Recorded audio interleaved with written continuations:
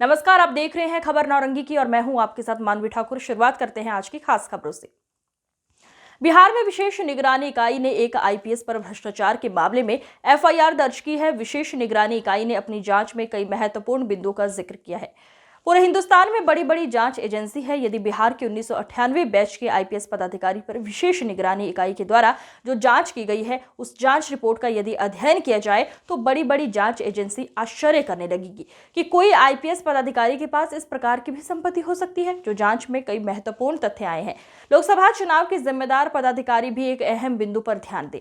Bhagalpur range में दिन जिले आते हैं। बांका भागलपुर और नवगछिया भागलपुर और नवगछिया एक ही लोकसभा क्षेत्र में है। जिन थानेदार का तबादला भागलपुर से नवगछिया हुआ है वो थानेदार बनाए गए हैं, और जिनका भागलपुर के सुल्तानगंज से बांका बदली हुई है वो भी थानेदार बनाए गए हैं। तो जो लोकसभा चुनाव के नियमों के अनुकूल नहीं माना जा रहा है, हमारी कोशिश रहेगी कि ऐसे कुछ थानेदार जिनका कार्यकाल लोकसभा क्षेत्र में पूरा हो गया है लेकिन उनका तबादला नहीं हुआ है, हम वैसे पदाधिकारी के नाम का खुलासा जल्द करेंगे।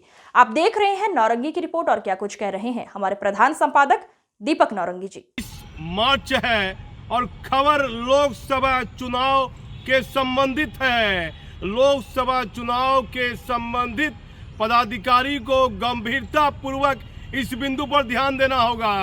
पुलिस मुख्यालय के आदेश के बाद जब चुनाव आयोग ने निर्देश जारी किया तो पुलिस मुख्यालय ने कई जिले रेंज में, जहां एक जिले में पुलिस इंस्पेक्टर दरोगा तैनात थे तो उनका तबादला कर दिया गया।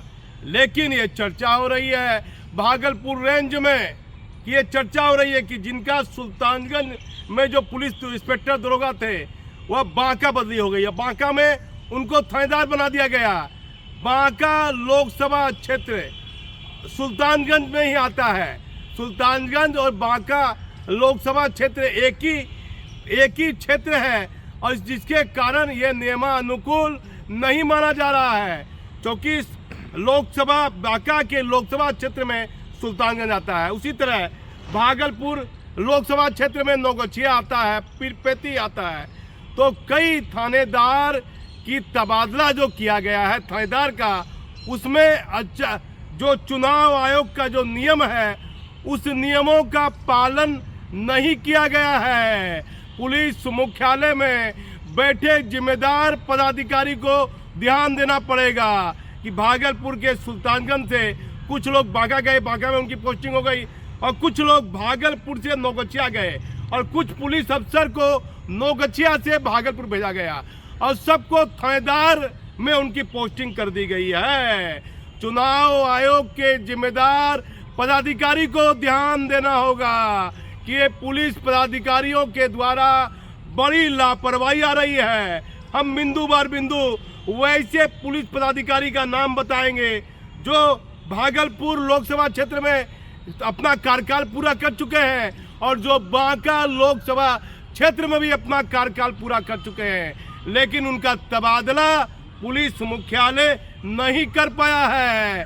हमारी कोशिश रहेगी, हमारे चैनल की ये जिम्मेदारी रहेगी, यदि कोई डीएसपी या एसडीओ अनुमंडल रैंक के पदाधिकारी जिनका कार्यकाल पूरा हो गया है, यदि उनका तबादला भी नहीं किया गया होगा तो हम सही नाम और उस जिले के बारे में बताएंगे। लेकिन सबसे बड़ी एक अहम खबर आ रही है, देश में बड़ी बड़ी जांच एजेंसी है।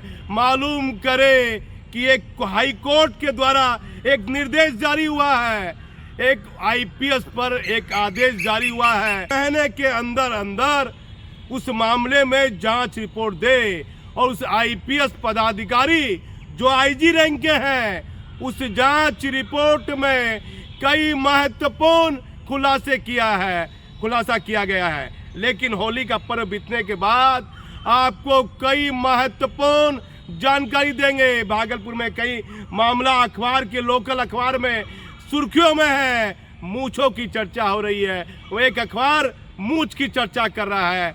किसी बड़े पुलिस पदाधिकारी के दलाल के बारे में एक अखबार ने चिन्हित किया है, जिसको पुलिस हेडक्वार्टर और चुनाव आयोग के जिम्मेदार पदाधिकारी को ध्यान देना होगा। आप हमारे चैनल पर बने रहिए। मैं भागलपुर से दीपक नौरंगी। आज की खबरों में बस इतना ही। देखती रहिए खबर नौरंगी की। नमस्कार।